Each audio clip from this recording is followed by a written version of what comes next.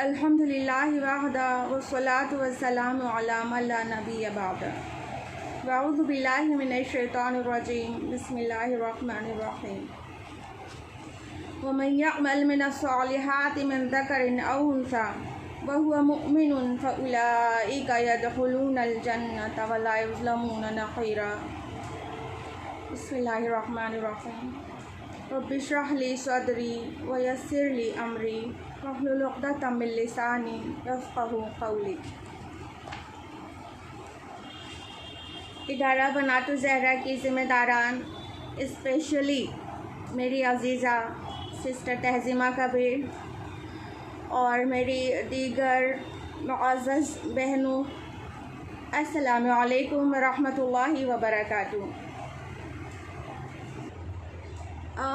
मेरी अज़ीज़ बहनों, जैसा कि आप सभी के इल्म में है कि आज जो थीम है इस प्रोग्राम की वो है contributing towards society way forward for Muslim women. यानी इस थीम के अंदर, इस टॉपिक में हम लोग ये जानेंगे कि एक मुस्लिम वुमन का सोसाइटी में, समाज में क्या कंट्रीब्यूशन हो सकता है और वो किस किस तरह से अपनी ड्यूटीज़ को निभा सकती है जिससे सोसाइटी में उसकी इज़्ज़त से फ़ायदा हो सके इंशाल्लाह। तो इससे पहले कि हम मुस्लिम वीमेन की ड्यूटीज़ पर बात करें और उसके कंट्रीब्यूशन पर बात करें, ज़रूरी मालूम होता है कि एक नज़र इस पर डाल दिया जाए कि हमको अल्लाह ताला ने क्या कुछ अदा किया है, इस्लाम ने हमें क्या राइट्स दिए हैं और इस्लाम ने हमें कैसी अहमियत दी है ताकि वो जो ड्यूटीज़ हैं हमारी, जो हमारी रिस्पॉन्सिबिलिटीज़ हैं, उसको हम आसानी से निभा सकें और बहुत हाई मोटिवेशन के साथ सोसाइटी में कंट्रीब्यूट करें।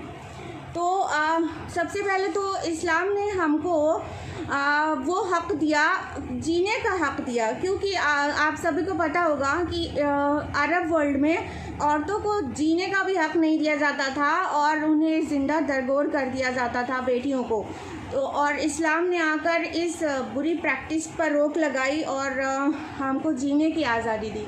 फरमाया अल्लाह ताला ने सूरह तकवीर, सूरह नंबर 81 आयत नंबर 8 और 9 में, वइज़ल मऊदतु सुइलत बिअय्यि ज़ंबिन क़ुतिलत, जब जिंदा गाड़ दी गई बेटी से पूछा जाएगा कि वो किस जुर्म में कत्ल की गई। तो इस्लाम ने आकर हमको जीने का हक़ दिया, हाँ, कि हम इस जो प्रैक्टिस है बेटियों को ज़िंदा दफन कर देने वाली, उसको स्टॉप किया। और ये तो उस टाइम पर था, जाहिर बात है आज भी जो फीमेल फिटिसाइड होता है वो भी इसकी एक शक्ल है जिसको अल्लाह ताला बिल्कुल प्रोहिबिट करते हैं। सिर्फ इतना ही नहीं कि हमें जीने का हक़ दिया गया, बल्कि हमें माशरे में वो इज़्ज़त दिलाई गई, वो इज़्ज़त दिलाई गई जो ना कभी किसी सोसाइटी ने और किसी कल्चर ने कभी दी थी और ना ही आइंदा कभी उम्मीद है कि मिले। अल्लाह के रसूल सल्लल्लाहु अलैहि वसल्लम फरमाते हैं, मिशकात अल-मसाबी में तिरमिज़ी के हवाले से दर्ज है, जिल्द नंबर 2 सफ़ा नंबर 971 में अल्लाह के रसूल सल्लल्लाहु अलैहि वसल्लम ने फरमाया, तुम में सबसे अच्छा वो है जो अपने घर वालों के साथ अच्छा है। सुभान अल्लाह, क्या कभी औरत को इतनी अहमियत मिली थी इससे पहले कि किसी भी सोसाइटी में औरत को इतनी अहमियत दी गई कि मर्दों में अच्छे वो हैं जो अपने औरतों के साथ अपने घर के अंदर सबसे अच्छे हैं? तो ये हमें इस्लाम ने दिया। इतना ही नहीं, हमको तरह तरह के तहफ़्फ़ुज़ दिए और हमारी इज़्ज़त आबरू के मुतालिक ऐसे अहकाम जारी किए जो कभी कोई सोसाइटी ना दे सकी थी, ना आइंदा कभी दे पाएगी। बहुत आसान है ना पाक दामन औरतों पर इल्ज़ाम लगाना। कुरान ने क्या कहा, अल्लाह ताला ने हमें कैसा प्रोटेक्ट किया। सूरह नूर, सूरह नंबर 24 आयत नंबर 4 में अल्लाह ताला फरमाते हैं कि जो लोग पाक दामन औरतों पर तोहमत लगाएं फिर 4 गवाह ना पेश कर सकें तो उन्हें 80 कोड़े लगाओ और उनकी गवाही कभी कबूल ना करो। यानी कि अगर कोई पाक दामन औरत पर बुहतान लगाता है तो उसको 80 कोड़े पड़ेंगे अगरचे उसने 4 गवाह नहीं पेश किए। कहने का मतलब ये कि हमारे जो इज़्ज़त आबरू है उस पर 4 ताले लगा दिए गए। अब किसी की मजाल नहीं हो सकती मुस्लिम सोसाइटी में कि वो 4 गवाह के बगैर किसी औरत पर कोई भी उंगली उठा ले और उसकी आबरू पर कोई भी हर्फ अदा कर दे। इतना ही नहीं, इस्लाम से कब्ल औरतों को रूहानी तौर से उनको कोई मतलब अहमियत ही नहीं थी, उनको उनके अंदर रूह तस्लीम ही नहीं की जाती थी। ये था इससे पहले का कल्चर। लेकिन अल्लाह ताला ने इस्लाम में हमको कुरान हकीम में मर्दों के बराबर रूहानी हुकूक दिया है, यानी जो स्पिरिचुअल राइट है वो बिल्कुल इक्वल है, मर्द औरत दोनों बराबर हैं। जो भी रोज़ा रखेंगे, नमाज़ पढ़ेंगे, अच्छे काम करेंगे तो औरतों को भी उतना ही अज्र मिलेगा जितना उसी काम को करने में मर्द को मिलता है। अल्लाह ताला ने फरमाया सूरह निसा सूरह नंबर 4 आयत नंबर 124 में, वमन यअमल मिनस्सालिहाति मिन ज़करिन औ उन्सा वहुवा मुमिनुन फउलाइका यदखुलूनल जन्नता वला युज़लमूना नक़ीरा। जो भी नेक अमल करेगा, मर्द हो या औरत, बशर्ते कि वो मोमिन हो, तो ऐसे सभी लोगों को हम जन्नत में दाखिल करेंगे और उनका ज़र्रा बराबर हक ज़ाया ना किया जाएगा। यानी हमको इक्वल स्पिरिचुअल राइट मिला, एकदम बराबर, जो मर्द को वही औरत को। सिर्फ इतना ही नहीं, हमारे प्यारे नबी सल्लल्लाहु अलैहि वसल्लम ने औरतों की इतनी प्यारी मिसाल दी है और सोसाइटी में उनको एक बराबर का हिस्सेदार बताया है। हम बात कर रहे हैं सुनन अबू दाऊद की एक हदीस की, जिल्द नंबर 1 किताबुत तहारा, बाब नंबर 97, हदीस नंबर 236। अल्लाह के रसूल सल्लल्लाहु अलैहि वसल्लम ने फरमाया, अन्निसाउ शक़ाइक़ुर रिजाल, यानी औरतें मर्द का शकीका है। शकीका क्या होता है? शकीका किसी चीज़ के दरमियान से फटे हुए दो बराबर हिस्सों को कहते हैं। तो ये जो शकीक या शकीका जो कहा गया औरत को, ये औरत की निहायत सही ताबीर है जो सोसाइटी में कोई भी दे सकता हो। यानी इस्लाम के मुताबिक मर्द और औरत दोनों बराबर अज्जा हैं माशरे के, वो दोनों बराबर के पार्टिसिपेंट्स हैं। और अगर इस हदीस की रोशनी में औरत को निस्फ इंसानियत कहा जाए तो कुछ अजीब और गलत नहीं होगा। अल्लाह के रसूल सल्लल्लाहु अलैहि वसल्लम ने औरत को जो मकाम दिया, उसे तो कभी किसी दुनिया के किसी कल्चर ने, और ना ही आज विमेंस लिबरलाइजेशन का नारा लगाने वालों ने और मेन विमेन इक्वालिटी का नारा लगाने वालों ने, उन्होंने ना कभी नहीं दिया, अब तक भी नहीं दिया। और इस्लाम ने औरत को जो इज़्ज़त बख्शी है ना, वो उसकी मिसाल ऐसी है जो कहीं मिल नहीं सकती। और हम इस वक्त बात कर रहे हैं हज़रत हाजरा की।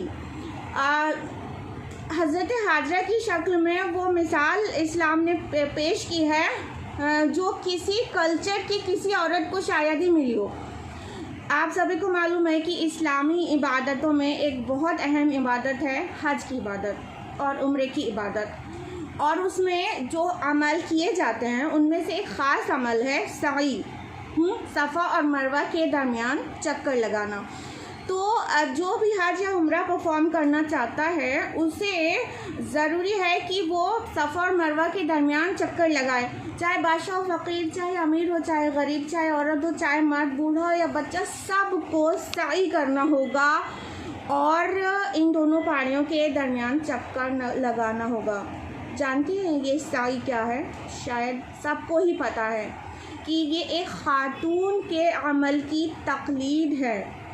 हज़रत हाजरा जो कि इब्राहीम अलैहिस्सलाम की ज़ौजा मोहतरमा थी, वो सफ़ा और मरवा के दरमियान 7 बार दौड़ी थी पानी की तलाश में, जिसकी तकलीद इस्लामी इबादत में इस हज और उम्रे का एक जुज़ है। सुभान अल्लाह, ये है औरत का मकाम इस्लाम में। ये बहुत लाइट से हमने बताया क्योंकि मौजू एक्चुअली नहीं है, this is just to motivate you all कि हमको अल्लाह ताला ने इतना कुछ दिया है तो अब हम भी तो सोसाइटी को कुछ कंट्रीब्यूट करें, हाँ, और बहुत ही शौक़ से वो चीज़ें करें जो अल्लाह ताला ने हमें हुक्म दिया है, हमारे प्यारे नबी सल्लल्लाहु अलैहि वसल्लम ने हमको बताया है। तो हम लोग सबसे पहले जानेंगे कंट्रीब्यूशन ऑफ वीमेन में कि औरत की खानगी क्या जिम्मेदारियां होती हैं, यानी डोमेस्टिक ड्यूटीज़ क्या होती हैं। और आप हरगिज़ मत समझिएगा कि जो डोमेस्टिक ड्यूटीज़ हैं इससे सोसाइटी का कोई लेना देना नहीं है, नहीं। जो घरेलू जिम्मेदारी है उसको औरत पूरी जिम्मेदारी से अदा करती है तो अल्टीमेटली इसका रिफ्लेक्शन सोसाइटी में ही आता है। ठीक है, तो सबसे पहले हम जानेंगे कि बतौर माँ एक औरत का क्या कंट्रीब्यूशन हो सकता है घर से लेके सोसाइटी तक। औरत क्यों तो हमें 4 रिश्तों में नज़र आती है जो घर के अंदर है, एक माँ की तरह, एक बतौर बीवी, और एक बतौर बहन, और एक बतौर बेटी। ठीक है, तो हम मोस्ट इम्पॉर्टेंट वंस लेंगे क्योंकि लिमिटेड टाइम में हमें बात अपनी पूरी करनी है। तो सबसे पहले जानेंगे कि बतौर माँ एक औरत को एक्चुअली क्या करना चाहिए। अल्लाह सुब्हानहू व तआला ने फरमाया कुरान हकीम में सूरह तहरीम सूरह नंबर 66 आयत नंबर 6 में, या अय्युहल्लज़ीना आमनू कू अनफुसकुम व अहलीकुम नारा वक़ूदुहा अन्नास वल हिजारा। ऐ लोगों जो ईमान लाए हो, अपने आप को और अपने घर वालों को आग से बचाओ। तो एक औरत जो कि माँ है, उसकी सबसे पहली जिम्मेदारी ये है कि वो अपनी औलाद को आग से बचाने का काम करे और उसको वो कुछ दे जो एक्चुअली उसकी आखिरत की कामयाबी के लिए ज़रूरी है। और हमें से सभी को पता है कि रिज़्क़ हलाल ये एक बुनियादी ज़रूरत है उखरवी कामयाबी के लिए। अगर पेट में हराम रिज़्क़ जाएगा तो फिर कोई भी इबादत कर डालें वो सब कबूल नहीं होगी।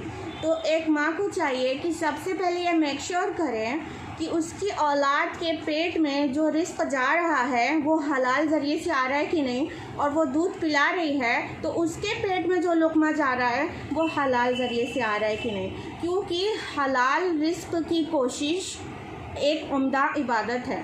अल्लाह सुब्हानहू व तआला ने फरमाया कुरान हकीम में सूरह बकरा सूरह नंबर 2 आयत नंबर 172 में, या अय्युहल्लज़ीना आमनू कुलू मिन तय्यिबाति मा रज़क़नाकुम वश्कुरू लिल्लाहि इन कुंतुम इय्याहु तअबुदून।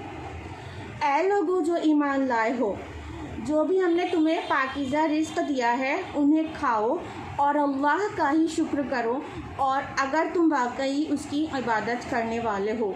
तो रिज़्क़ हलाल की कोशिश उम्दा इबादत है। ये अक्सर सोसाइटी में देखा गया है कि जिस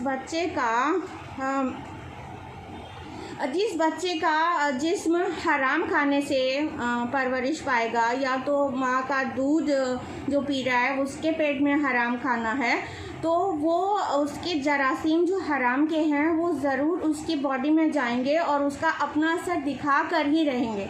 तारीख़ के औराक पलट कर देखिए कि ऐसे बहुत सारे वाक़यात मिलेंगे जिसमें हलाल रिज़्क़ से परवरिश पाने वाले हमेशा पाए गए हैं कि रुश्द व हिदायत के सितारे बनकर फलक पर चमकते रहते हैं और बून ऑफ द सोसाइटी बनते हैं, जबकि हराम रिज़्क़ से परवरिश पाने वाले जो बच्चे हैं वो अल्टीमेटली माशरे में नासूर बनकर तबाही और बर्बादी फैलाते हैं।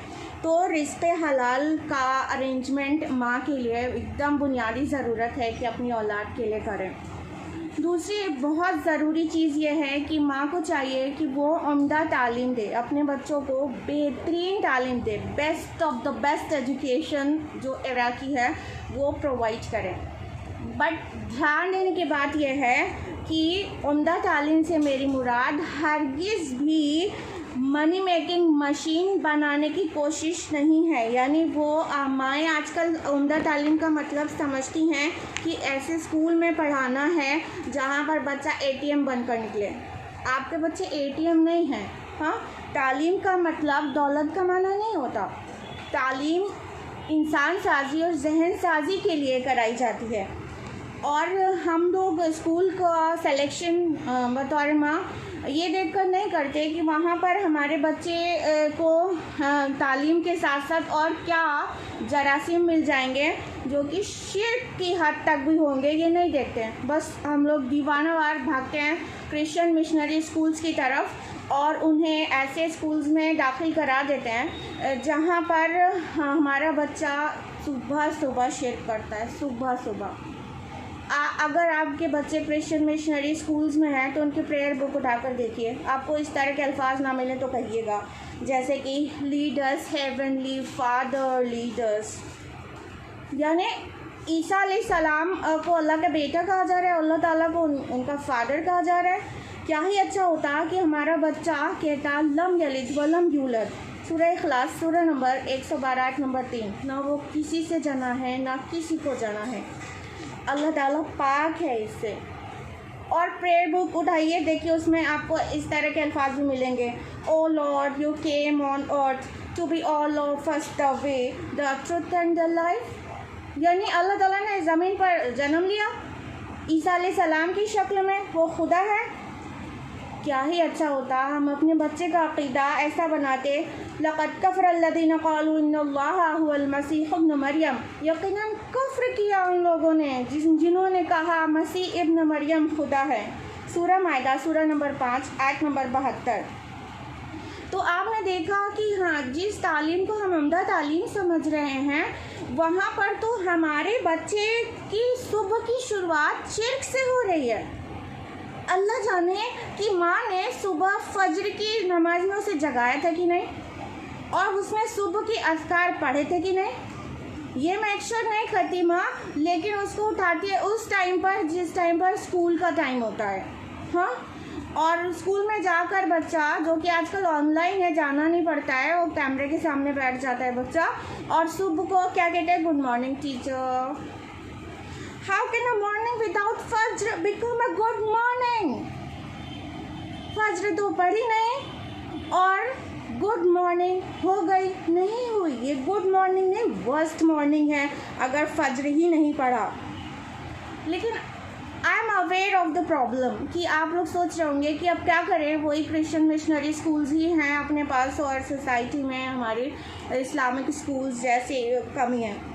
ये बहुत बड़ा अलमिया है कि बड़े सग़ीर में, खुसूसन हिंदुस्तान, पाकिस्तान, बांग्लादेश, उसमें जो निज़ाम तालीम है ना वो बहुत ज़्यादा अजीब है। और वो क्या है, उसका बाइफर्केशन हो गया है। एक तरफ दीनी तालीम के मदारिस हैं जहाँ पर असली उलूम नहीं है, यानी कंटेम्प्रेरी एजुकेशन का तसव्वुर नहीं है, और दूसरी तरफ असली तालीम है जहाँ पर कुरान सुन्नत की तालीम का तसव्वुर नहीं है। और ये दोनों अलग अलग कर दिया गया है, जिसकी वजह से एक प्रैक्टिकल प्रॉब्लम है। लेकिन एक्चुअली ज़रूरत है ऐसे तालीमी इदारों की जहाँ पर बच्चों को दोनों चीज़ें मिलें। तो क्योंकि वो जो दीनी तालीमी इदारे हैं उस पे अगर बच्चे पढ़ रहे हैं और कंटेम्प्रेरी एजुकेशन उनको नहीं मिल रही है तो मॉडर्न चैलेंजेस को फेस नहीं कर पा रहे हैं, और अगर दूसरी एक्सट्रीम पर जाते हैं तो कुरान सुन्नत से बिल्कुल अनफेयर है। तो ज़रूरत है ऐसे तालीमी इदारों को कायम करने की, और अगर कायम हो तो उन्हें सपोर्ट करने की। इस्लाम मुतवाज़िन निज़ाम तालीम की को बताता है सल्यूशन, ना कि एकदम एक तरफ के हो के रह जाए। तो अगर शहर में इस्लामिक स्कूल्स नहीं हैं तो उन्हें खोलने की जिद्दोजहद करना चाहिए, और अगर शहर में इस्लामिक स्कूल्स हैं तो मेरी प्यारी बहनों, आप जिस भी शहर से बिलोंग करते हैं, कुछ लोग बारामूला से हैं और कुछ लोग हो सकता है दूसरी जगहों से भी हों, उन्हें चाहिए कि अगर इस्लामिक स्कूल है तो उसे सपोर्ट करें, और दोनों तरह की जो कॉम्बिनेशन है उसको प्रोवाइड करें अपने बच्चों को ऐसी तालीम। मगरिब से हो बेजार न मशरिक़ को हज़र कर, कुदरत का इशारा है कि हर शब को सहर कर। तो हम ऑपोजिट एक्सट्रीम्स पर नहीं जाएं, इल्मुन नाफ़े प्रोवाइड करें, साइंस टेक्नोलॉजी के साथ साथ कुरान और सुन्नत की तालीम भी दें अपने बच्चों को, क्योंकि आफ्टर ऑल जो सबसे इम्पॉर्टेंट है तालीम में वो क्या है। सहीह अल बुखारी जिल्द नंबर 6 हदीस नंबर 545 में अल्लाह के रसूल सल्लल्लाहु अलैहि वसल्लम ने फरमाया, खैरुकुम मन तअल्लमल कुरआन व अल्लमह, तुम में से बेहतरीन लोग वो हैं जो कुरान सीखें और सिखाएं। तो कुरान की तालीम तो सबसे ऊपर है, सबसे ऊपर, और उसके बाद ही कोई तालीम है, लेकिन हमें वो बैलेंस मेंटेन करने की कोशिश करना चाहिए अपने बच्चों के लिए। एक बात बहुत फ़िक्र की ये है कि माएँ कभी अपने बच्चों को तालीम का तो इंतज़ाम कर देते हैं, लेकिन उनकी तरबियत और तज़किया नहीं करते हैं, जिसका रिज़ल्ट बहुत अजीब आता है। तज़किया और तरबियत के बग़ैर तालीम नाक़िस ही नहीं, कभी कभी मुज़िर भी साबित होती है। और इससे आप बहुत ज़्यादा अवेयर होंगी कि कुछ तालीम याफ्ता लोग कैसे कैसे क्राइम करते हैं। तो अगर तालीम दिया जाए और तरबियत ना किया जाए, माँ के ज़रिए भी नहीं, टीचर के ज़रिए भी नहीं, तो क्या होगा, ये चोर के हाथ में टॉर्च पकड़ा देने की मानंद है कि वो उससे तालों में नक़ब लगाएगा, रास्ता नहीं दिखाएगा लोगों को। जैसे कि आप लोगों को पता ही होगा, मेडिकल का पेशा कितना बावक़ार समझा जाता है, हाँ, कितना ऑनरेबल ये प्रोफेशन है मेडिकल का। लेकिन हम में से बहुत लोग जिनके घरों में बीमारियां रह चुकी हैं या हैं, वो मेडिकल पेशे वालों से बहुत ज़्यादा परेशान हैं। नकली दवाओं को मार्केट में राइज करना कमीशन पर, और मरीज़ की मजबूरी का फ़ायदा उठाकर उसकी जेबें काटना, उसके अलावा किडनी की चोरी, ये सब आप न्यूज़ में देखती रहती होंगी, और बहुत लोग तो उससे अफेक्ट भी हो चुके होंगे। क्या ये डॉक्टर्स और ये मेडिकल प्रोफेशन से जुड़े और लोग जो ये जुर्म कर रहे हैं, क्या वो जाहिल हैं? क्या वो इलिटरेट हैं? नहीं ना, हाईली एजुकेटेड है ना। फिर भी क्या है, फ़र्क ये है कि उनकी माँ ने उन्हें तालीम तो दी, लेकिन उनकी तरबियत नहीं की, उनका तज़किया नहीं किया, तो अल्टीमेटली वो सोसाइटी के लिए बूंद नहीं बने, हाँ, सोसाइटी के लिए मुज़िर अफराद साबित हुए। आपको पता होना चाहिए कि साइबर क्राइम भी बहुत तेज़ी से बढ़ रहा है, बहुत तेज़ी से। साइबर क्राइम जानते हैं, इंटरनेट की मदद से जो भी जुर्म होंगे वो साइबर क्राइम कहलाएंगे। वो हर साल के साल बहुत तेज़ी से बढ़ता जा रहा है। 2019 में जो टोटल क्राइम्स हुए हैं, NCRB की रिपोर्ट दे रहे हैं आपको, नेशनल क्राइम रिकॉर्ड ब्यूरो, वो है 51.56 लाख क्राइम्स रिकॉर्ड हुए हैं, ठीक है, जिसमें से 44,546 क्राइम्स साइबर क्राइम थे। 44,000 से ज़्यादा साइबर क्राइम्स हुए हैं और तो 2019 में, और 2018 से 2019 में जो डिफरेंस आया है, यानी जो ग्रोथ हुई है, वो है 63.5%।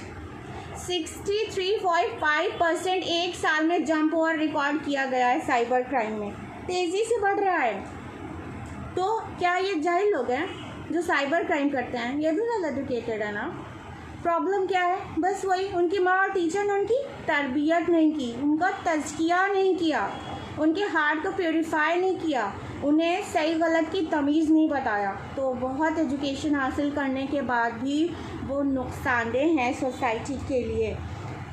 इसलिए तालीम के साथ साथ तरबियत भी यकसा तवज्जो तलब चीज़ है। अल्लाह ताला फरमाते हैं कुरान हकीम में, सूरह शम्स सूरह नंबर 91 आयत नंबर 9 में, क़द अफ़लह मन ज़क्काहा, कामयाब हो गया वो जिसने अपने नफ्स का तज़किया किया। तो ख़ुद भी तज़किया नफ्स की ज़रूरत है और अपनी औलाद की भी तज़किया नफ्स की ज़रूरत है। उसके अलावा अपनी औलाद के लिए ज़रूरी है कि एक माँ उसकी ईमानी तरबियत करे, उसके अंदर अल्लाह की मोहब्बत डाले और उसको भरोसा और यकीन अल्लाह पर, तवक्कुल अल्लाह पर डालने की प्रैक्टिस कराए। प्रैक्टिस वर्ड बोल रहे हैं। देखिए, हम आपको एक वाक़या बताते हैं। कुतुबुद्दीन बख्तियारी काकी का मशहूर वाक़या है। जब कुतुबुद्दीन बख्तियार काकी बहुत छोटे से थे, तो उनकी माँ रोटी बनाती थी और उसे छुपा देती थी। फिर बच्चा रोटी ढूंढता था तो कहती थी, मांगता था तो कहती थी, रिस्क अपना ढूंढ लो, अल्लाह ने तुम्हारे लिए रिस्क ज़रूर रखा होगा। तो वो जब ढूंढता था तब उसे रोटी मिलती थी, तो उसे यकीन हो जाता था कि मेरा रिस्क रसा अल्लाह ताला है और वो ही मुझे रिस्क देता है। तो इस तरह से बच्चे के अंदर ईमानी तरबियत बचपन से हो रही है कि रिस्क रसानी अल्लाह ताला का काम है। तो ऐसा बच्चा बड़े होकर मटेरियलिस्टिक बनेगा क्या? सपोज नॉट ना। तो इसलिए बोल रहे हैं कि उन्हें ऐसी बातें सिखाएं जो कि ज़रूरी हो।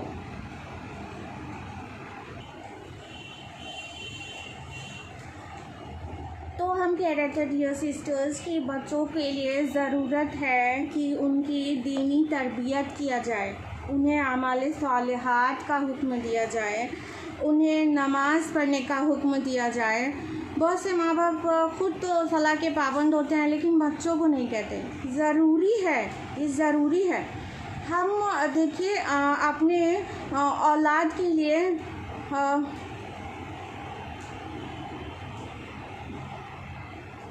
अपने औलाद के लिए इस बात की तो फ़िक्र करते हैं कि हमारे बाद हमारी औलाद का क्या होगा हमारे मरने के बाद, लेकिन हम इस बात की फ़िक्र कब करेंगे कि हमारे औलाद के मरने के बाद उसका क्या होगा। This is the most important thing कि बच्चों को आखिरत जो में उनको अल्लाह ताला के यहाँ जब खड़े होंगे तो वो कामयाब होंगे कि नाकाम हो जाएंगे। ज़रा सोचिए कि अगर आपका बच्चा दीन की तरफ चलकर दोज़ख से बच गया, चाहे वो दुनिया में जितना भी मुश्किल से तंगदस्ती से उसने ज़िंदगी गुजारी हो, तो ये एक बहुत बड़ी कामयाबी होगी ना। लेकिन अगर उसने दुनिया में ढेरों दौलत कमाई, बड़ी शान से ज़िंदगी गुजारी, बहुत ऐश से ज़िंदगी गुजारी और अल्लाह ताला से गाफिल रहा और अल्टीमेटली गुनाहों के दलदल में फंसकर उसे अल्टीमेट डेस्टिनेशन जो है वो जहन्नम मिली, तो ये कितनी बड़ी रुसवाई की बात है। उस आराम, उस चैन, उस सुकून का क्या फ़ायदा मिला? वो बंगलो, वो गाड़ी, उससे उसको क्या मिला अल्टीमेटली? तो अगर आप नहीं जानते कि आप के बच्चे को आप एसी में रखते हैं कि उसे गर्मी ना लगे और ज़रा सी भी पसीने में शराबोर हो जाता है तो माँ का कलेजा बिल्कुल से वो हो जाता है, भींचने लगता है, तो ज़रा सोचिए कि अपनी औलाद को पूरा जहन्नम का निवाला बन जाए, वो आप कैसे बर्दाश्त कर पाएंगी? हाँ, हम आज अपने औलाद की तरबियत के मुतालिक इतना ज़्यादा मतलब लापरवाही कर रहे हैं। हमारे अस्लाफ में हम देख लें, सहाबियात अपनी औलाद की तरबियत किस तरह से करती थी। उसामा इब्न ज़ैद रज़ी अल्लाह अन्हु सिर्फ 17 साल के थे जब उनको सिपह सालार बनाकर सल्तनत रोमा से टकराने के लिए भेज दिया गया। 17 साल की उम्र में। हाँ, उसके अलावा अब्दुल्ला इब्न उमर रज़ी अल्लाह अन्हु जब रसूलुल्लाह की वफ़ात हुई तो 19 साल के थे, अल्टीमेटली वो फ़क़ीहुल उम्मत बन गए। अब्दुल्ला इब्न अब्बास रज़ी अल्लाह अन्हु जो रसूलुल्लाह की वफ़ात के वक्त 13 साल के थे, मुफ़स्सिर कुरान बने। आपकी तवज्जो हम इस तरफ लाना चाह रहे हैं कि जब ये सारे लोग उसामा इब्न ज़ैद, अब्दुल्ला इब्न उमर, इब्न अब्बास, अब्दुल्ला इब्न ज़ुबैर, ये सब इतने छोटे ही थे और रसूलुल्लाह सल्लल्लाहु अलैहि वसल्लम की जब वफ़ात हुई तो उससे पहले तक इनके जो सबके वालिद थे वो तो रसूलुल्लाह सल्लल्लाहु अलैहि वसल्लम के साथ किसी ना किसी मिशन पे ही रहते थे ना। उनका अक्सर वक्त इस्लामिक मिशन पे जाता था, तो उनकी तरबियत कौन करता था? माँ करती थी। ये उनकी माएँ थीं जिन्होंने उनको मुफस्सिर कुरान और फ़क़ीहुल उम्मत बना दिया। ये उनकी माएँ थीं। आज की माएँ क्या कर रही हैं? हाँ, आज की माएँ क्या आज के बच्चों के पास इल्म की कमी है? नहीं, आज के बच्चों के पास भी इल्म की कमी कहाँ है? हाँ, लेकिन क्या है, किस चीज़ की कमी है? अगर 15 साल के बच्चे से 5 नबियों के नाम पूछ लिया जाए तो नहीं बता पाएगा। अगर 12 साल के बच्चे से पिलर्स ऑफ इस्लाम पूछ लिया जाए तो बिल्कुल जवाब नहीं दे पाएगा। और 20-22 साल के पूरे नौजवान लोग कलमे शहादत का माना तक नहीं जानते हैं। किस तरह वो मुसलमान हुए? क्या आज की नस्ल में इल्म की कमी है? नहीं, अभी आप तो 7 साल के बच्चे से 12 फिल्मी किरदार और 20 कार्टून कैरेक्टर्स और टीवी शोज़ के नाम पूछ लीजिए तो फटाफट बता देगा। 6 साल का बच्चा बहुत सारे हीरो हीरोइंस के नाम बता देगा। इल्म की कोई कमी नहीं है उनके पास।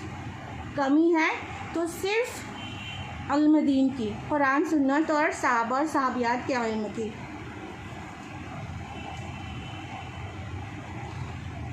और माएँ आजकल क्या करती हैं?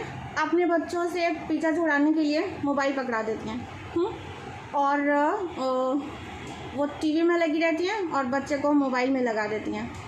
आपको पता है कि मोबाइल में वो क्या कुछ कर सकता है अगर आपने उसकी दीनी तरबियत नहीं की। 4.2 मिलियन पोर्नोग्राफिक साइट्स हैं जो कि टोटल वेबसाइट्स की 12% है, और 68 मिलियन डेली सर्च इंजन पर जो रिक्वेस्ट आती है वो पॉर्न होती है, जो कि टोटल सर्च इंजन की रिक्वेस्ट की 25% है। और यू वॉन्ट बिलीव कि 10 में से एक पॉर्न साइट का विजिटर लेस दैन 10 ईयर्स का चाइल्ड है। यू वॉन्ट बिलीव दिस कि 10 साल से कम के बच्चे पॉर्न साइट्स विजिट कर रहे हैं। कैसे बचाएंगे अपने बच्चे को? डब्बे में बंद करके रख सकते हैं क्या? हाँ, नहीं ना। तो और अभी वो ज़माना भी चला गया कि जब क्या मोबाइल नहीं दें, क्योंकि ये 1.5 साल पहले तक हम लोग कहते थे कि बच्चों को मोबाइल नहीं दें, बच्चों को मोबाइल नहीं दें। हाँ,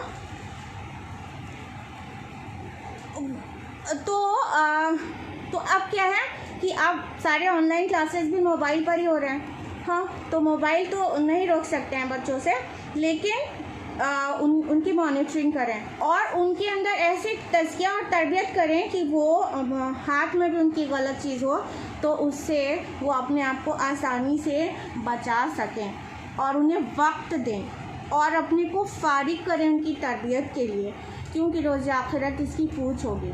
अल्लाह ताला के रसूल सल्लल्लाहु अलैहि वसल्लम फरमाते हैं, सही बुखारी की हदीस है, सही बुखारी जिल्द नंबर 3 किताबुन निकाह बाब नंबर 120 हदीस नंबर 184, कुल्लुकुम राइन व कुल्लुकुम मसऊलुन अन रइयतिही, तुम में से हर शख्स राई है, यानी कि ज़िम्मेदार है, और उससे उसकी रइयत के बारे में पूछ होगी।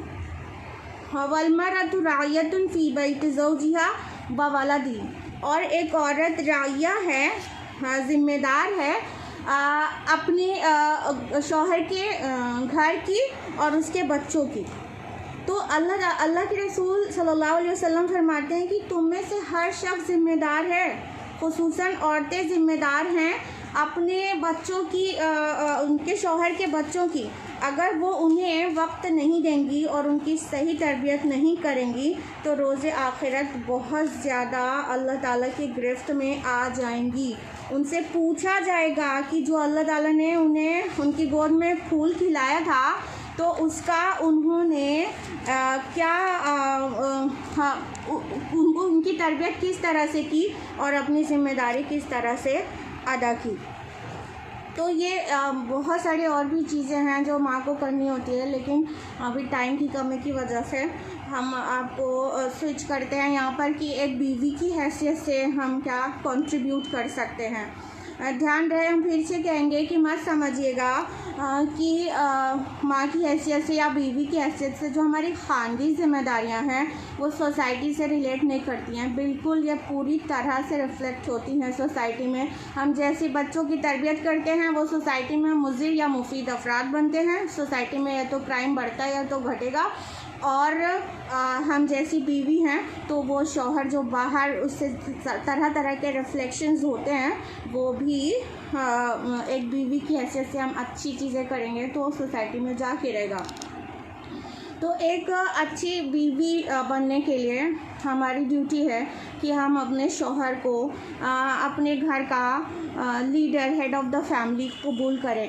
अल्लाह ताला फरमाते हैं सूरह निसा सूरह नंबर 4 आयत नंबर 34 में, अर्रिजालु क़व्वामूना अलन निसा, कि मर्द औरतों पर कव्वाम है। कव्वाम वर्ड कामा यक़ूमु से है, इसका मतलब होता है स्टैंडिंग, खड़े होना। ठीक है, तो मर्द को अल्लाह ताला ने ज़िम्मेदार बनाया है, उसको हेड ऑफ़ द फैमिली बनाया है। तो हमें चाहिए कि हम अपने शौहर को हेड ऑफ़ द फैमिली तस्लीम करें और उसकी हर जायज़ बात में फर्माबरदारी करें और उस पर डोमिनेट करने की कोशिश ना करें। जैसा कि बहुत सारे ख़वातीन सोचती हैं कि अपने शौहर को अपनी मुट्ठी में कर ले तो वो बहुत होशियार औरत है। नहीं, शौहर को मुट्ठी में नहीं करना है, बल्कि शौहर के उसके अंडर में रहना है, वो फैमिली का हेड है। दादागिरी करने के लिए नहीं, ऑफ कोर्स उसकी जिम्मेदारियां ज़्यादा हैं, लेकिन हर इदारे का कोई हेड होता है ना। स्कूल की प्रिंसिपल होती है, ऑर्गेनाइजेशन का कोई चेयरमैन होता है और कोई डायरेक्टर होता है, तो हर इदारे का कोई हेड होता है। तो इसी तरह फैमिली का हेड शौहर है। और औरतों के लिए अल्लाह ताला ने क्या कहा उसी आयत में, सूरह निसा सूरह नंबर 4 आयत नंबर 34 में, फ़स्सालिहातु क़ानितातुन हाफ़िज़ातुन लिल-ग़ैबि बिमा हफ़िज़ल्लाह। नेक औरतें तो फर्माबरदार होती हैं और गैब में अल्लाह की हिफाजत करने वालियाँ होती हैं। यानी एक बीवी की हैसियत से हमारी ड्यूटी है कि हम अपने अल्लाह की फर्माबरदार रहें और जायज़ बातों में अपने शौहर की फर्माबरदार रहें, और उस शौहर के जो भी राज हैं उनकी हिफाजत करें, और जो भी नेगेटिव्स हैं उसकी हिफाजत करें। यहाँ वहाँ हर जगह उसकी शिकायत ना करते फिरें कि मेरे शौहर तो ऐसा, मेरे शौहर तो वैसा नहीं। हाफिज़ात होती हैं, हिफाजत करने वालियाँ होती हैं। एक और आयत है कुरान हकीम की, बहुत मारूफ और बहुत प्यारी है, सूरह बकरा सूरह नंबर 2 आयत नंबर 187, हुन्ना लिबासुल लकुम व अंतुम लिबासुल लहुन्न। वो तुम्हारा लिबास है और तुम उनका लिबास हो। लिबास का काम क्या होता है? बहुत सारे काम हैं, बहुत सारे, अभी तफसील में जाने का वक्त नहीं है, लेकिन लिबास का एक काम ये भी होता है ना कि वो सत्रपोशी करता है, वो ऐबों को छुपाता है, वो पर्दा डालता है। तो इसी तरह एक बीवी को चाहिए कि अपने शौहर के नेगेटिव्स को हाइड करे, उसे छुपाए, और उसके जो भी राज हैं उन सबको छुपाए, रोके, ताकि वो अपने शौहर की पसंदीदा बीवी बन सके। अल्लाह के रसूल सल्लल्लाहु अलैहि वसल्लम से बेहतरीन औरत के बारे में पूछा गया तो क्या जवाब दिया पता है? सुनन नसाई की हदीस है, जिल्द नंबर 2 किताबुन निकाह, बाब नंबर 1625, हदीस नंबर 3336। अल्लाह के रसूल सल्लल्लाहु अलैहि वसल्लम से पूछा गया औरतों में सबसे बेहतर औरत कौन है? तो आप सल्लल्लाहु अलैहि वसल्लम ने फरमाया, वो जो अपने शौहर को खुश कर दे जबकि उसे देखे, और वो अपने शौहर की इताअत करे जबकि वो उसे हुक्म दे, और वो अपने नफ्स और उसके माल में शौहर के ख़िलाफ़ ना करे। यानी एक अच्छी बीवी वो होती है कि जब शौहर की नज़र पड़े तो थका सा मुँह ना बना ले, बल्कि वो मुस्कुरा दे, और शौहर उसे देखकर उसके चेहरे की मुस्कुराहट को खुश हो जाए। हाँ, और जो भी ऑर्डर्स दे जायज़, हम बार बार ये चीज़ को इंक्लूड कर रहे हैं, हर जायज़ बात में उसका हुक्म माने और शौहर की नाफरमानी ना करे। और एक अच्छी बीवी बनने के लिए ज़रूरी है कि शौहर को उसके पास सुकून मिले, और ये लफ्ज़ अल्लाह ताला ने इस्तेमाल किया है कुरान हकीम में, सूरह रूम सूरह नंबर 30 आयत नंबर 21, वमिन आयातिही अन खलक़ लकुम मिन अनफुसिकुम अज़वाजा। और ये अल्लाह की आयात में से है कि उसने तुम्हारी हमजिन्स बीवियाँ पैदा की, लितस्कुनु इलैहा, ताकि तुम उनके पास सुकून हासिल करो, वजअल बैनकुम मवद्दतम व रहमा, उसने तुम्हारे दरमियान मवद्दत और रहमत पैदा कर दी। तो अल्लाह ताला कहते हैं कि लितस्कुनु इलैहा, ताकि तुम्हें उनके पास सुकून मिले।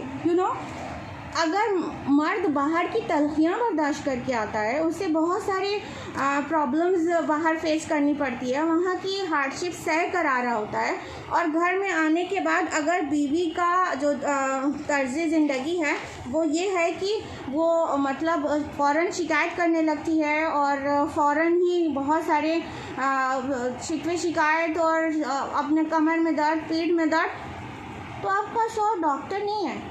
हाँ, आप उसे डॉक्टर ना समझें कि घर में आते ही मेरे आँख में दर्द है, मेरे पैर में दर्द है, या तो फिर वो प्लम्बर और मैकेनिक नहीं है कि घर में जैसे ही वो आए तो आप कहें कि वॉशरूम का टैप टूट गया और स्विच जल गया। हाँ, मैकेनिक प्लम्बर ना समझें, उसको शौहर समझें। जब वो घर आए तो स्माइल करके उसे रिसीव करें, चाय पानी पूछें। उसके बाद जब कोई आपकी कंप्लेंट है भी, मान लीजिए शौहर की बीवी या शौहर की माँ या बहन से, किसी से भी फैमिली का कोई इशू है तो एक सही वक्त आने के बाद उसको सही अंदाज में शिकायत करें, घर में आते ही नहीं। अगर आप सब ये सब करें तो ये एक सालिहा बीवी दुनिया में सबसे बड़ा मता, सबसे प्रेशियस एसेट बताई गई है। अल्लाह के रसूल सल्लल्लाहु अलैहि वसल्लम ने फरमाया, सुनन नसाई की ये भी हदीस है, सुनन नसाई जिल्द नंबर 2 किताबुन निकाह बाब नंबर 1626 हदीस नंबर 3237। अल्लाह के रसूल सल्लल्लाहु अलैहि वसल्लम ने फरमाया कि दुनिया सारी की सारी पूंजी और फ़ायदा है, और इसमें सबसे ज़्यादा फ़ायदे और मालियत की चीज़ नेकबख्त औरत है। जिसको नेक और खुश अखलाक औरत मिले उसे दुनिया में सबसे बढ़कर दौलत मिली। सुभान अल्लाह। एक नेक औरत, एक नेक बीवी घर को जन्नत का एक गहवारा बना देती है और मर्द को संवार देती है। ऐसा वैसा भी रहता है तो कितना संवर जाता है बीवी की वजह से। और अगर एक लालची और फैशन परस्त औरत किसी को मिल जाती है तो वो घर को जहन्नम के का एक टुकड़ा भी दे देती है, और उसका मर्द जैसे मतलब उसका पहले अक्ल मुसल्लम रहती है तो उसकी अक्ल भी खप्त हो जाती है। तो इतना फ़र्क पड़ता है बीवी का एक शौहर के ऊपर। और जाहिर बात है जब एक मर्द घर में खुश रहेगा तो जाहिर है वो जो सोसाइटी में जाएगा तो वो वहाँ पर बोन ऑफ द सोसाइटी बन सकता है और दुनिया को बहुत तरह के फ़ायदे दे सकता है। तो एक बीवी की तरह हम इस तरह सोसाइटी को कंट्रीब्यूट कर सकते हैं अपने घर के में अपने रोल को सही समझकर। एक बहन की तरह और एक बेटी की तरह भी हम अपने भाई और वालिद को हक़ की तरफ बुलाएं और बुराई से रोकें। तो ये दो इम्पॉर्टेंट रोल्स हमने आपके सामने रखा जो घर के मुताल्लिक था। अब आ जाते हैं सोसाइटी की ही तरफ। डायरेक्टली भी कुछ हमारी ज़िम्मेदारियाँ बनती हैं। सबसे पहले सोशल रेस्पॉन्सिबिलिटीज़ में हमारी सबसे पहली ज़िम्मेदारी है कि हम ख़वातीन भी उम्दा से उम्दा तालीम हासिल करें, क्योंकि आज जो दौर है वो तालीम का दौर है और ये सबसे बड़ी हमारी मजबूती की चीज़ है कि तालीम अच्छी हो।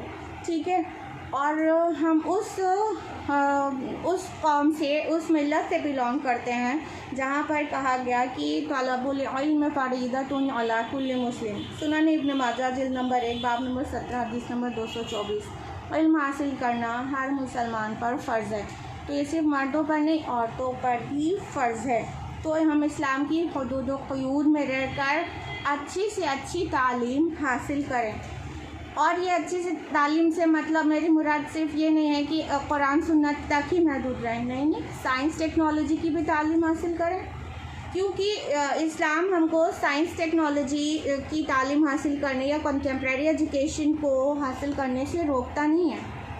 आपको हम बताएंगे दौर नबवी से कंटेम्प्रेरी एजुकेशन की मिसाल। जब रसूलुल्लाह सल्लल्लाहु अलैहि वसल्लम की बिआसत हुई तो उससे कुछ ही पहले हिजाज के लोगों ने लिखने का फ़न सीखा था, यानी राइटिंग उस दौर की कंटेम्प्रेरी एजुकेशन थी। लिखना बहुत कम लोगों को आता था। पूरे मक्का में चंद लोग ही थे, एक रिवायत में 24 और एक रिवायत में 17 आता है, मर्द जो कि लिखना जानते थे। उस दौर में कई ख़वातीन थी हमारी जो कि लिखने का फ़न सीख चुकी थी। सुभान अल्लाह। जब पूरे शहर में गिनती के लोग हैं तो उसमें औरतों ने भी लिखना सीख लिया था।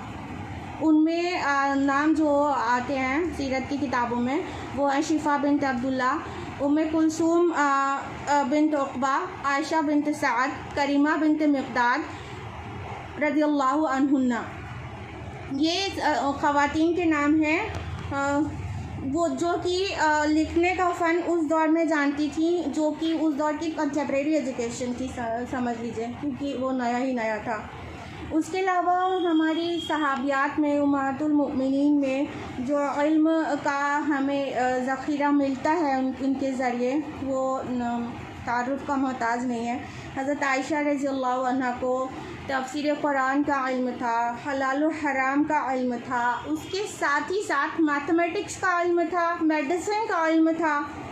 और वो एक औरत होकर दीगर सहाबा को गाइड करती थी और खुलफाए राशिदीन की भी उन्होंने रहनुमाई की, सुभान अल्लाह। और सिर्फ दीनी नहीं, समाजी रहनुमाई भी की, खुलफाए राशिदीन की।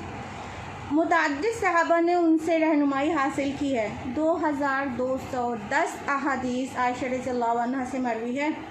88 उलमा ने आपसे तालीम हासिल की है, यानी कह सकते हैं she was a scholar of scholars, सुभान अल्लाह। ये थी आयशा रज़ियल्लाहु अन्हा। उसके अलावा इब्न हज़र का बयान है कि उम्मे सलमा रज़ियल्लाहु अन्हा ने 32 उलमा को तालीम दी।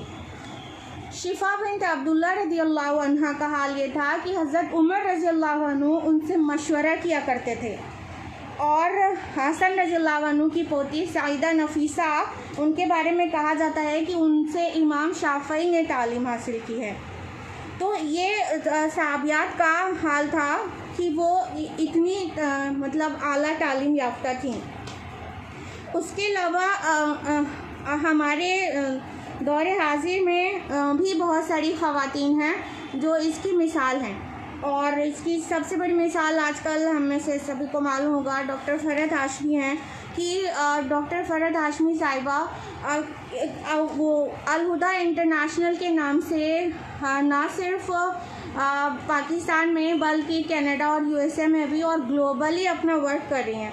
तो वो हाईली एजुकेटेड हैं माशाअल्लाह। उन्होंने अपना पीएचडी ग्लासगो यूनिवर्सिटी स्कॉटलैंड से मुकम्मल किया है, और माशाअल्लाह वो दुनिया को कितना फ़ायदा पहुंचा रही हैं।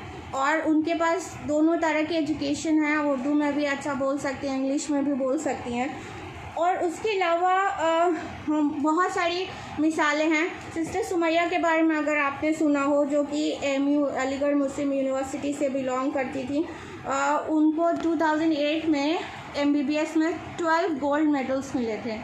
यानी वो इस्लाम को प्रैक्टिस करते हुए हिजाब विद नकाब उन्होंने 12 गोल्ड मेडल्स हासिल किए।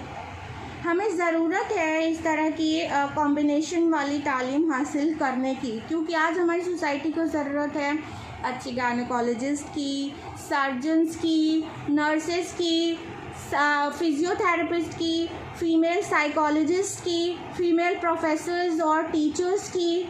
तो इन सब की ज़रूरत है।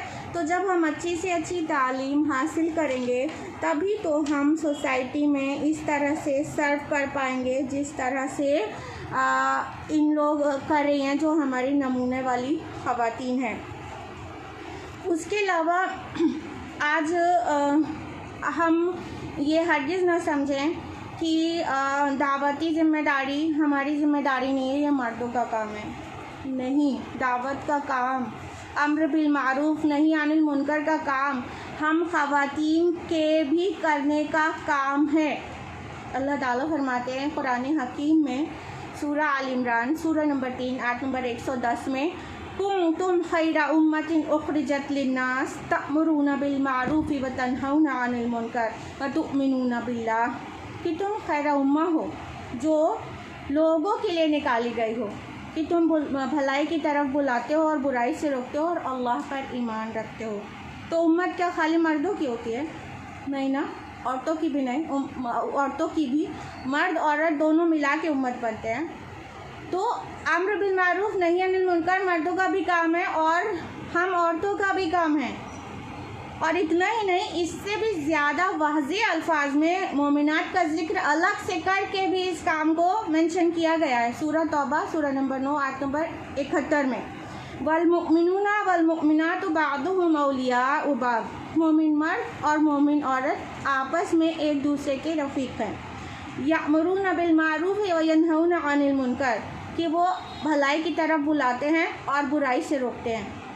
अब तो कह दिया ना वल मुमिनातु, यानी मोमिन मर्दों के साथ साथ मोमिन औरतें भी भलाई की तरफ बुलाएं और बुराई से रोकें। आप देखिए कि उम्महातुल मोमिनीन जितनी थी रसूलुल्लाह सल्लल्लाहु अलैहि वसल्लम की अज़वाज मुतहहरात, उसमें खदीजा रज़ियल्लाहु अन्हा के अलावा बाकी सारे उम्महातुल मोमिनीन के औलाद नहीं थी। कभी गौर किया है आपने कि ऐसा क्यों हुआ? अल्लाह ताला की हिकमत का हम अहाता नहीं कर सकते, लेकिन जब गौर करो तो एक बात बहुत वाज़ेह नज़र आती है कि खदीजा रज़ियल्लाहु अन्हा की तो सारे बच्चों की परवरिश रसूलुल्लाह सल्लल्लाहु अलैहि वसल्लम की बिअसत से पहले हो ही गई थी।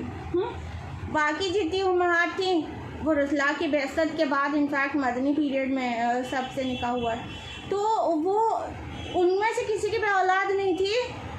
कहने का मतलब ये कि ऐसा मालूम होता है कि अल्लाह ताला चाहता था उनसे मिल्लत के लिए सर्व करें, और उन्होंने यकीनन मिल्लत को बहुत कुछ दिया है, और उन्होंने सारी ज़िंदगी, तमाम उम्महातुल मोमिनीन ने सारी ज़िंदगी दावत का काम किया है, अच्छाई की तरफ बुलाया, भलाई की तरफ बुलाया और बुराई से रोका, और रसूलुल्लाह सल्लल्लाहु अलैहि वसल्लम का उसवा लोगों को बताया, क्योंकि वो घरों के अंदर थी, सबसे बेहतर वो जानती थी।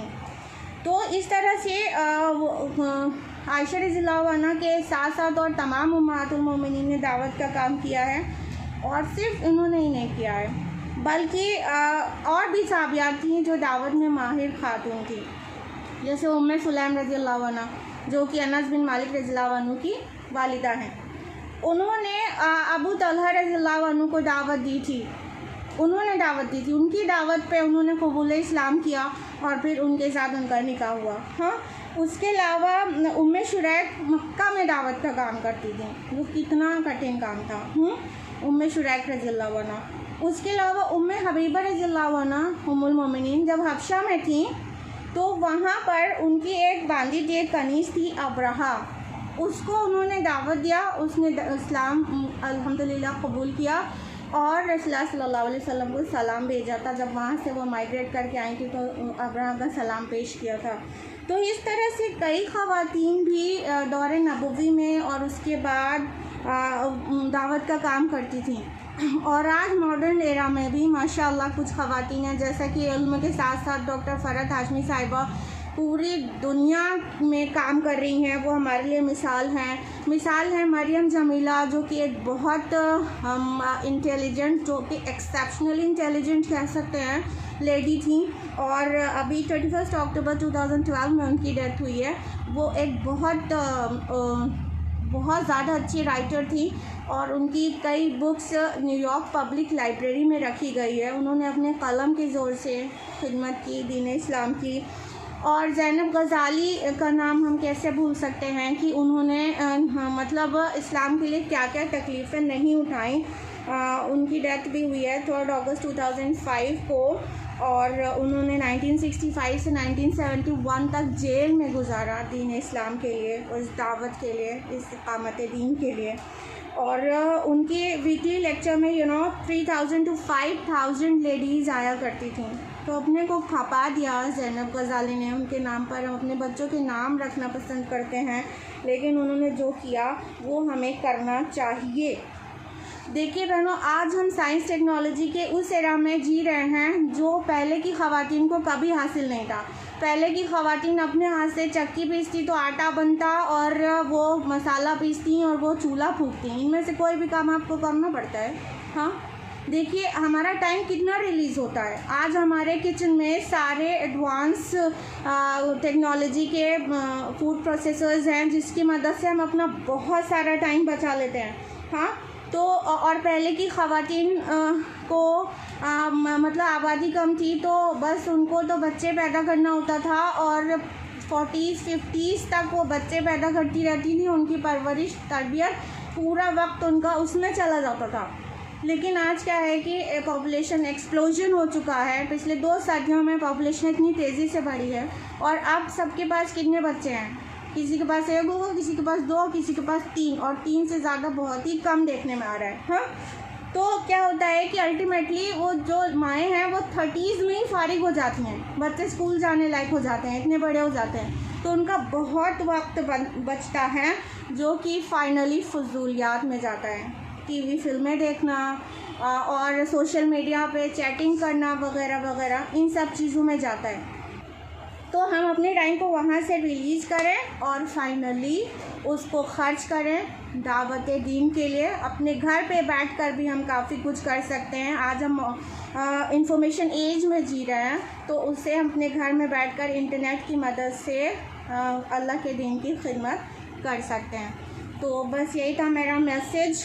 अल्लाह ताला करे कि हम सब अल्लाह ताला की महबूब बंदियाँ बन जाए और अल्लाह ताला हमको आखिरत में कामयाब करे और हमें दुनिया को कुछ दे कर जाएँ दुनिया से, और अल्लाह ताला के मुजरिम की तरह से रोज़ आखिरत ना खड़ा होना पड़े। आमीन। वाखिर दावाना अनिल हम्दुलिल्लाहि रब्बिल आलमीन।